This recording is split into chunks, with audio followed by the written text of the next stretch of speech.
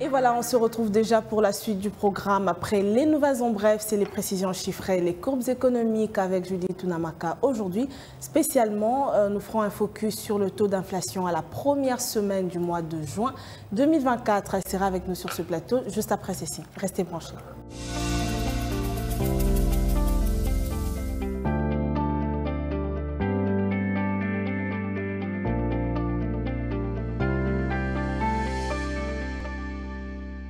Judith, les précisions chiffrées, c'est vous qui nous les apportez aujourd'hui. Bienvenue à vous. Merci. Alors pour commencer cet échange, on veut déjà être fixé sur le cours de change tant à l'officiel et au marché parallèle. En prenant en compte le tarif de bourse en République démocratique du Congo, notons qu'à l'officiel, 1 dollar se change à 2822 francs, un franc CFA vaut 4,63 centimes et 1 euro s'interchange à 3039 francs. Maintenant, prenons l'espace parallèle. Nous sommes focalisés particulièrement à Ndjili et dans ce lieu, 1 dollar se change à 2800 francs, un franc CFA vaut 4,67 centimes et 1 euro revient à 3040 francs. Alors revenons sur notre question majeure, le taux d'inflation. Quelle est sa variation précisément à la première semaine du mois de juin 2024? Quelles sont les observations faites justement?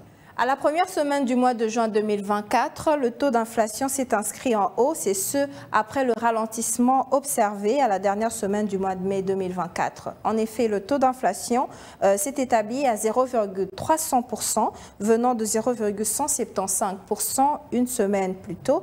Pourtant, l'inflation cumulée à 6,388%. Et cette évolution s'explique notamment par les anticipations des opérateurs économiques au regard de la tendance haussière et de certains produits agricoles sur le marché international, dont le blé et le maïs, mais aussi la dépréciation de la monnaie nationale sur le marché de change. Voilà, toujours au cours de cette période, Tunamaka, pouvez-vous nous donner les différents facteurs clés qui ont contribué d'une manière ou d'une autre à cette inflation? En termes de contribution à l'inflation, les fonctions de consommation ont principalement influencé le niveau général des prix avec la contribution à l'indice global de ces dernières suivantes.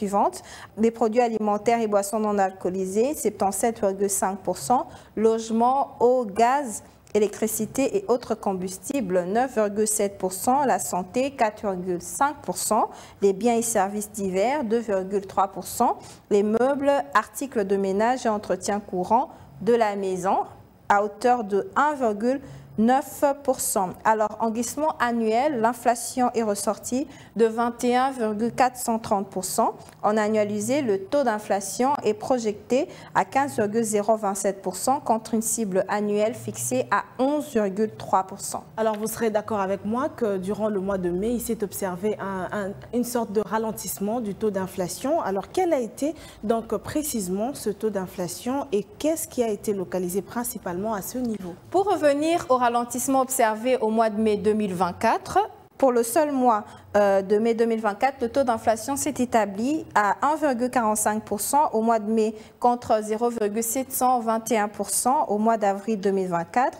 Et cette reprise de l'inflation est localisée principalement au niveau des fonctions transport suite au rationnement de l'offre de carburant observé au cours de certains week-ends et avec des fermetures de stations-service et la révision à la hausse des prix du litre de carburant, des produits alimentaires et boissons alcoolisées, consécutivement à la hausse de certains produits agricoles et dans le blé et le maïs sur le marché international. Merci Judith pour ces détails chiffrés. C'est toujours un plaisir de vous recevoir et de partager ce plateau ensemble. Merci à vous, c'était un plaisir.